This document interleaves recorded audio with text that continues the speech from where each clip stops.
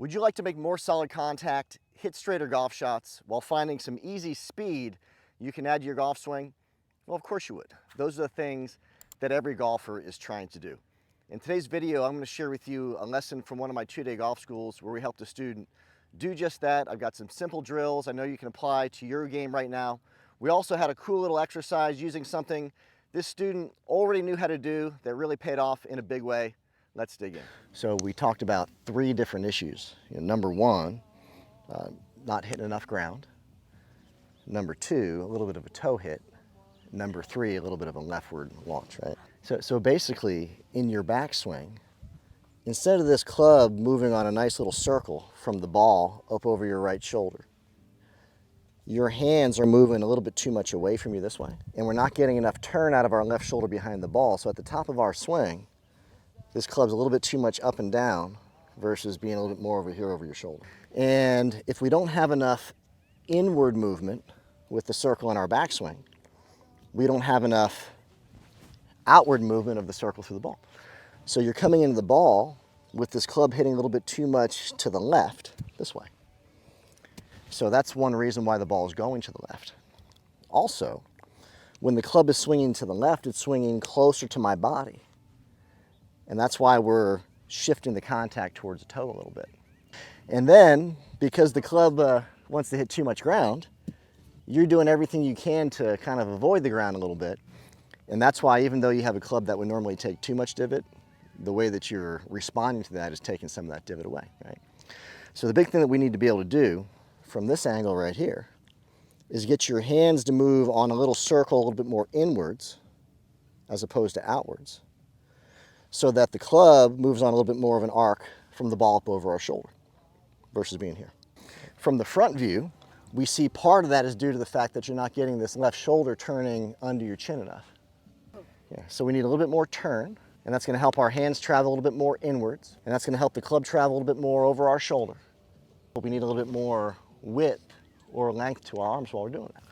We're going to take one club right here, or stick rather, and we're going to put it right inside of our right heel like that.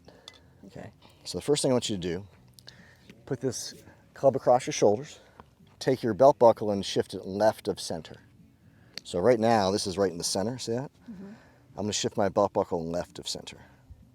Okay. So having your belt buckle left of center is going to make turning easier, right, in the backswing. Mm-hmm. The backswing.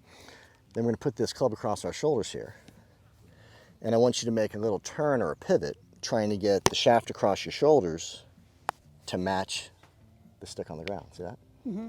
You would normally be right about here. Okay. And you might feel like this right pocket, this right hip, goes more behind you as you do that.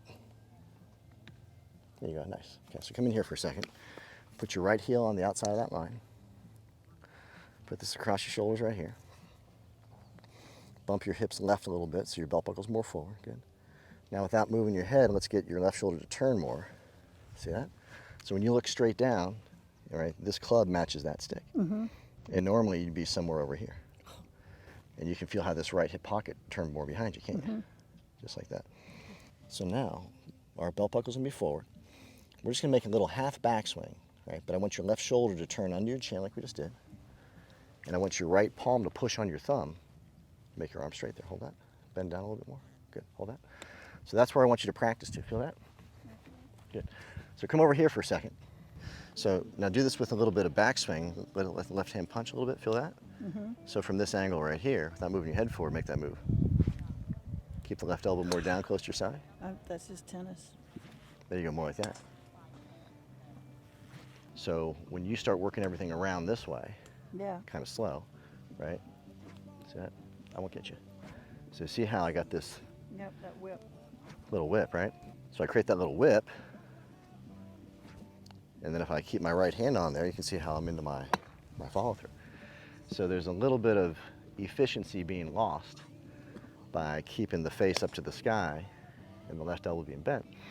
And the thing is, yesterday you showed me a beautiful action when you put it in your right hand. So show me a couple of those, right-handed. No, that's just a forehand. Yeah. Yeah. So with your forehand, awesome. Now do that with your right shoulder staying a little bit lower. There you go. Good. Now give your forehand a little bit more length in the backswing. Good. Awesome. So now, keep your hand on here. Okay, what if we modify this a little bit, let your right elbow bend a little bit more golfy, and then went to the same spot? Okay. Yeah. Awesome. Okay, now give me just a little bit more of a turn of your hips away from the target as you do that. There you go. Amazing. That's what your golf swing used to feel like. Right, and here's the thing. Tennis and golf are ball and stick sports. Played standing to the side of the target line for some strokes in tennis, not all strokes in tennis, right? So we have to move in a circle, right, around an axis. We have to be able to load that circle with energy and deliver that energy into the object that we're hitting, right? And when you hit a tennis ball, I guarantee you are compressing the heck out of that ball and it is jumping like a bullet off that tennis racket, right? And you have that same ability to do that with your golf club. But you haven't correlated these two movements until now. No. So what I'm sharing with you is something you already know how to do. I think that's exciting. Recalibrated. So left shoulder under. Nice job. And even though that wasn't perfect contact, you executed beautifully with what I was asking you to do. So you want more shots than not to look more similar. Yeah. Like, hey, these are all going straight. We all got a little draw. I'm not chunking it, I'm not topping it, I'm not going in the trees, right? And then off of predictable contact and direction, then we can keep on accelerating the speed. So now let's make this continuous, but the same size swing. Beautiful job.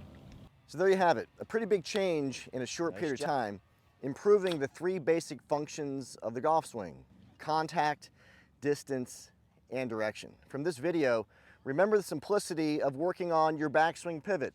Put a golf club or a stick across your shoulders, put that other stick on the ground. See if you can't get the stick across the shoulders to match the stick on the ground. That's a great way to create a reasonable turn in your backswing. And of course, the better the body motion, the better the club position, the better chance you have of hitting a solid shot. Remember the simple tip of trying to put a little bit of pressure from the trail palm against the lead thumb as a means of keeping that lead arm nice and long. The arms are the radius of the circle. If the arms are folding up throughout the swing, boy, good contact becomes really, really challenging.